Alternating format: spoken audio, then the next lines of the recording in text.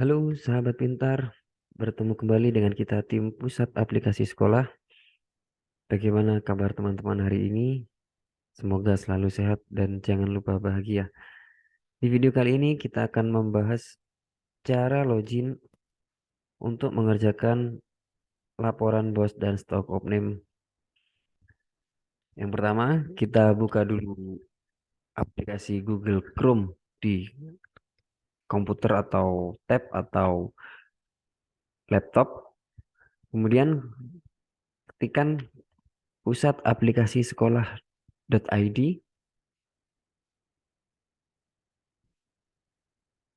Setelah muncul halaman seperti ini, kita klik tombol login, kemudian pilih login aplikasi BOS.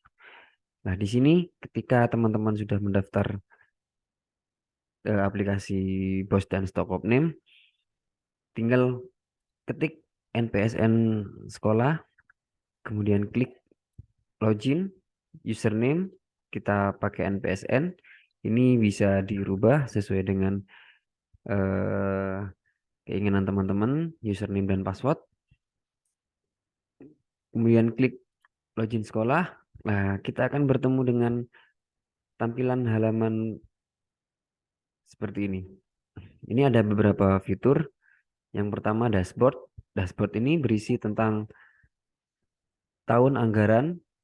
Kita ada di tahun anggaran 2002, sisa dana tahun lalu, jumlah dana tahun ini, dana terpakai tahun ini, jumlah dana tahap 1, jumlah dana tahap 2, dan jumlah dana tahap 3.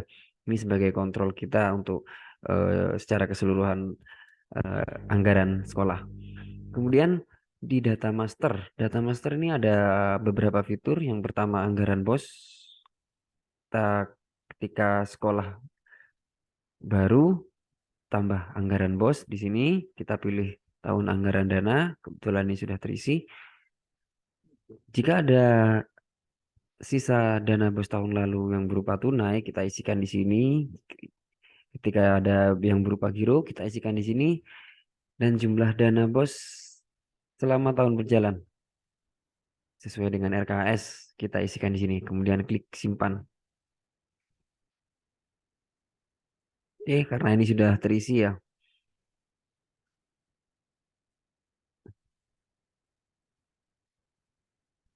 Kemudian ini ada miss sedikit di koma. Ketika ini sesuai, keterangannya sesuai. Kemudian di tahapan dana ini fungsinya untuk kontrol dana per tahap. Jadi yang atas ini kita tambahkan tahapan dana kalau ketika sekolah baru pertama kali membuat akun, pilih tahun anggaran, kita pilih tahun anggaran 2002, jumlah dana BOS, jumlah per tahap harus sesuai dengan dana BOS. Jadi jumlah tahap 1, tahap 2, tahap 3 harus sesuai dengan jumlah dana secara keseluruhan. Kita isikan jumlah tahap 1 dananya berapa, jumlah tahap 2 dananya berapa, jumlah tahap 3 dananya berapa. Kemudian klik simpan. Untuk keterangan kemudian data pegawai ini berisi kita ngisikan pegawai-pegawai yang berkepentingan untuk verifikasi atau untuk tanda tangan. Kita input di sini.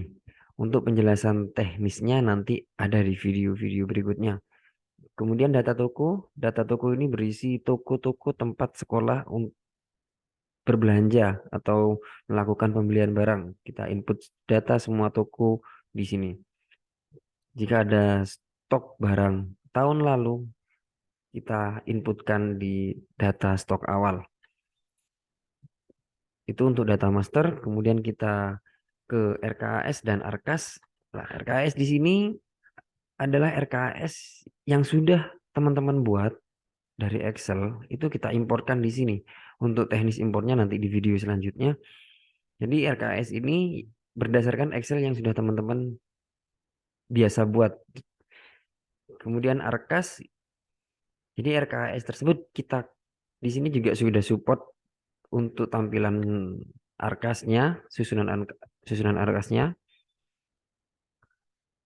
Kemudian kelola buku bank ini kita untuk mengentry transaksi-transaksi yang ada di bank, bunga bank, penerimaan dana bos, dan juga ketika teman-teman bendahara mengambil dana bos. Kemudian kita lanjut ke fitur selanjutnya yaitu entry belanja. Entry belanja ini sudah terbagi per bulan sesuai dengan RKAS. Jadi item yang ada di bulan 1, 2 sampai 12 itu isinya berdasarkan RKAS yang teman-teman upload di menu RKAS. Jadi ini jumlahnya sudah sesuai karena ini belum terpakai. Kemudian ketika teman-teman setelah ngentry ada kesalahan, teman-teman bisa menghapusnya di histori belanja. Kita sudah sediakan menu hapus. Jadi kita teman-teman tinggal cari di bulan berapa yang terjadi kesalahan. Kemudian ada fitur kelola pajak. Fitur kelola pajak ini teman-teman gunakan untuk menginput atau mengentry ketika teman-teman belanja dan dipungut pajak PPN. Kemudian untuk entry juga ketika teman-teman membayar pajak. Nanti ketika teman-teman sudah belanja di sini akan muncul nota-nota yang teman-teman belanjakan. Jadi nanti teman-teman tinggal pilih aja mana yang barang kena pajak dan yang tidak kena pajak. Untuk video teknisnya di video selanjutnya. Selanjutnya yaitu kelola laporan bos.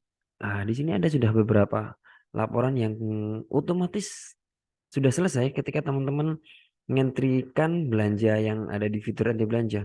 Ada BKU, ada rekap, kemudian ada Rinbas, rincian barang dan jasa, ada rincian modal, ada SPTJ, ada buku pembantu kas, ada laporan pajak, ada NTPN, nomor transaksi penerimaan negara, kemudian ada BOS 09, sudah ada K7A, K7B, K7C, BOS 6A, BOS 6B. Nah, ini yang sering yang pengerjaannya lumayan ribet, rincian objek belanja atau biasa disingkat ROB, kemudian ada rincian aset dan persediaan.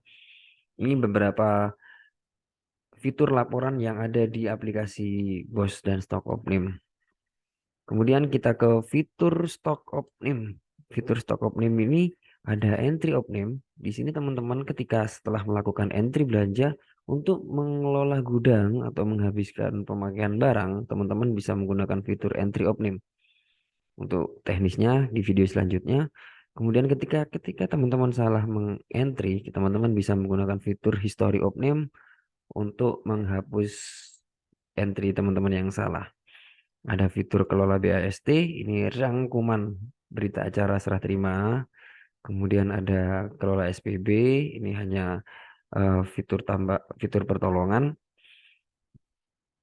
Setelah teman-teman mengentry Opnim, teman-teman untuk laporan tinggal cetak.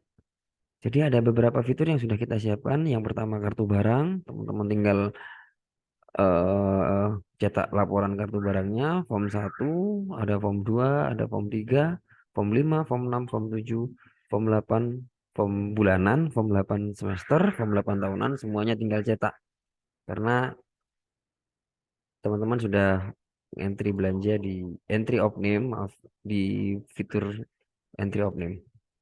Jadi semuanya tinggal cetak. Kemudian ada fitur setting akun. Di sini teman-teman bisa mengganti identitas sekolah, username, password, dan lainnya. Untuk video teknis pengerjaan masing-masing fitur ada di video selanjutnya. Sekian, semoga bermanfaat.